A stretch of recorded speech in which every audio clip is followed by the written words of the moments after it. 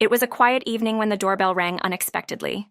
I hesitated, the sound breaking the silence of my home. When I opened the door, I saw a group of strangers. They stood there with confidence, as if they belonged. "This house is ours now. You need to leave," one of them said firmly, holding a piece of paper. My heart sank, and I felt a wave of shock. How could this happen just days after my husband Mark had passed away?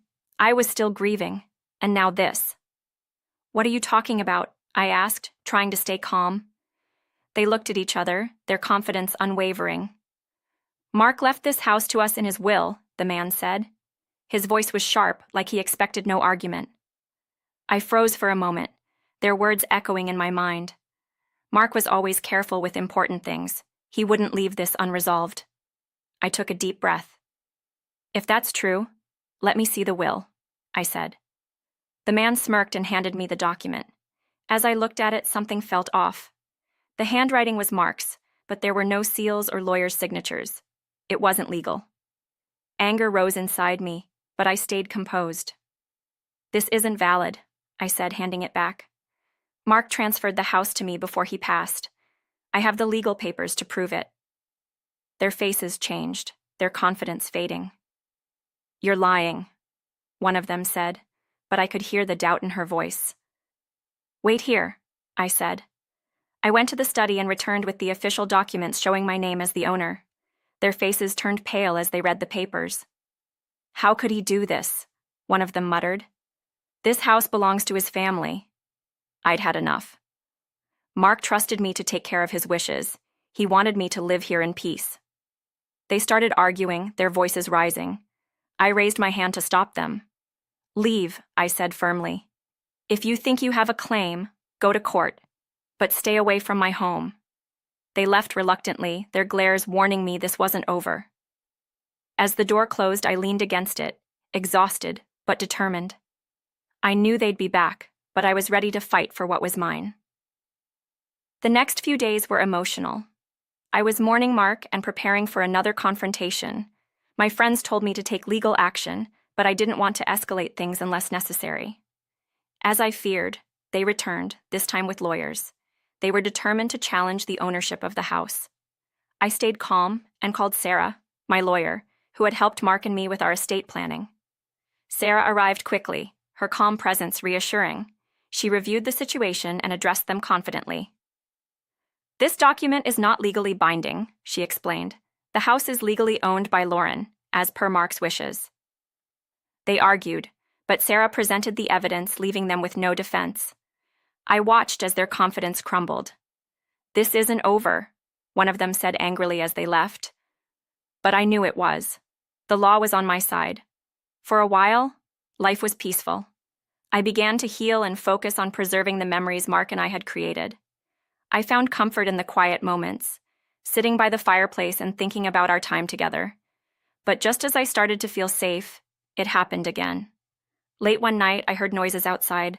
I looked through the window and saw them sneaking onto my property. Fear gripped me, but I stayed calm.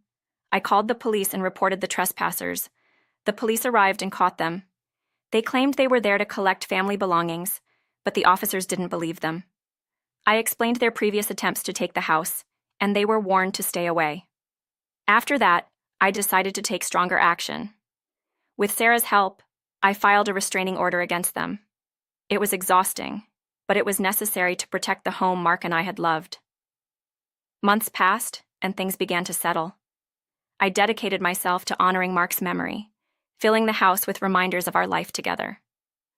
My friends and neighbors supported me, helping me move forward.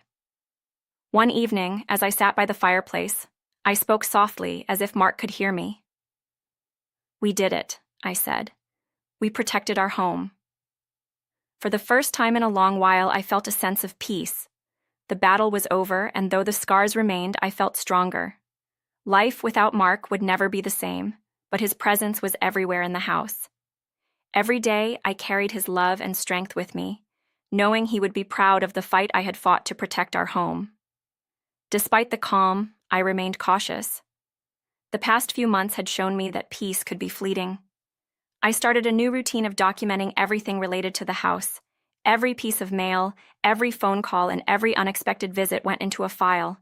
It was tiring, but it gave me a sense of control. One morning, I received a letter. It was from their lawyer, claiming that they had new evidence about the house. My heart sank, but I called Sarah immediately. She reassured me, "They're trying to wear you down. Let me handle this." A week later, Sarah called with an update. The evidence they had presented was nothing more than a series of unsubstantiated claims. "It's a desperate move," she said, but I couldn't shake the feeling that they weren't done yet. Sure enough, they showed up again. This time, they brought more people, claiming they had a right to inspect the property. I refused to let them in, but their persistence was unnerving.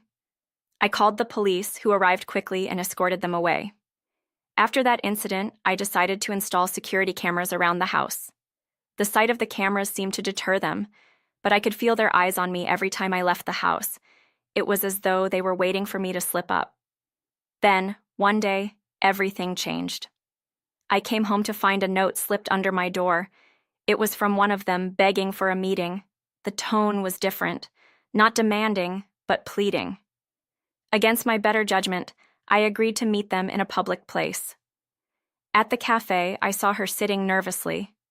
She introduced herself as one of Mark's distant relatives. "I'm sorry for everything," she began. "I didn't know how far they were willing to go." Her confession surprised me. She explained that the family had pressured her to join their scheme. "They said it was for the good of the family," she said, tears in her eyes. "But I can't live with the guilt anymore." She handed me a folder containing documents that exposed their lies. It included fake wills, doctored papers, and even emails outlining their plans to intimidate me. My hands shook as I went through the evidence. "Why are you giving me this?" I asked. "Because it's the right thing to do," she said. "And because Mark wouldn't want this." I thanked her and took the folder to Sarah. With this new evidence, we were able to strengthen our case. The restraining orders became permanent, and legal action was taken against them for harassment and fraud. It was a long and grueling process, but I finally felt like I could breathe again. In the months that followed, the house became a true sanctuary.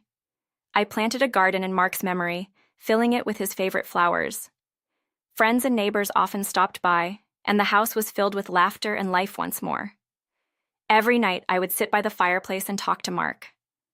"We did it," I would say. "We kept our promise." And in those quiet moments, I felt his presence, reminding me that love and determination could overcome anything.